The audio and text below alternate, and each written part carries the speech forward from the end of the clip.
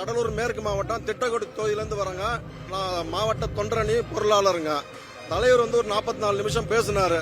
First ஒரு தலைவரோட entry 20 minutes ramp வாக்கு, அதே வேற லெவல் ஆயிடுச்சு. நான் 4 நாளா மதுரையில ரூம் போட்டு தங்கியிருக்கிறேன். அந்த 20 நிமிஷத்துல என் மனசு ஃபுல்ஃபில் ஆயிடுச்சு. அதுக்கப்புறம் தலைவர் 44 நிமிஷத்துல மோடிஜிக்கு ஒரு 2 அறிக்கை கொடுத்தாரு. ஒன்னு பாத்தீங்கன்னா கச்சத்தீவை மீட்டு கொடுங்க, இன்னொன்னு 800 தமிழக மீனவர்களை மீட்டு கொடுங்கன்னு கேட்டிருக்காரு. ஸ்டாலினுக்கு என்ன சொல்லியிருக்கிறாரு, நீட்டையும் சொல்லியிருக்கிறாப்புல. ஸ்டாலின் என்ன சொல்லியிருக்கிறாரு, மன்னராட்சியை ஒழிங்கன்றாரு. அப்பான்னு தமிழ்நாடு ஃபுல்லா கூப்பிடுறாங்கன்னு நீங்க சொல்றீங்கன்றாரு. அவர் இன்னையில இருந்து அப்பா கிடையாது, இன்னையில இருந்து அங்கிள். ஸ்டாலின் இன்னையில இருந்து அங்கிள்னு தளபதி சொல்லியிருக்கிறாரு. இன்னொன்னு இதுல பெரிய ஹைலைட் என்னன்னா, கேப்டனை பத்தி பொதுவான ஒரு கேப்டன்.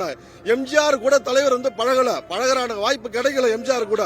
அதனால கேப்டன் கூட பழகிறதுக்கான வாய்ப்பு கிடைச்சது, அதை பதிவு பண்ணாப்புல. அதே மாதிரி வேட்பாளர் பட்டியல அறிவிச்சாப்புல. மதுரையில 6 தொகுதியில வேட்பாளர் பட்டியல அறிவிச்சாரு. எல்லா தொகுதியிலும் தலைவர் பேர சொன்னாங்க. இந்த மதுரை மாவட்டத்தில் பாத்தீங்கன்னா முன்னாள் அமைச்சர் 2 பேர் இருக்கிறாங்க அதிமுக, இன்னாள் அமைச்சர் 2 பேர் இருக்கிறாங்க. எல்லாத்துக்கும் வயிற்றுல புளிய கரைக்கும். தலைவர் மதுரை நின்னாலும் சரி, 234 தொகுதியிலையும் தலைவர் முகம்தான். தலைவர் நிக்கிறாரு, தலைவர் தான் எங்களுக்கு பிராண்டு. 234 தொகுதியில அவரை வெல்ல வைப்பாங்க.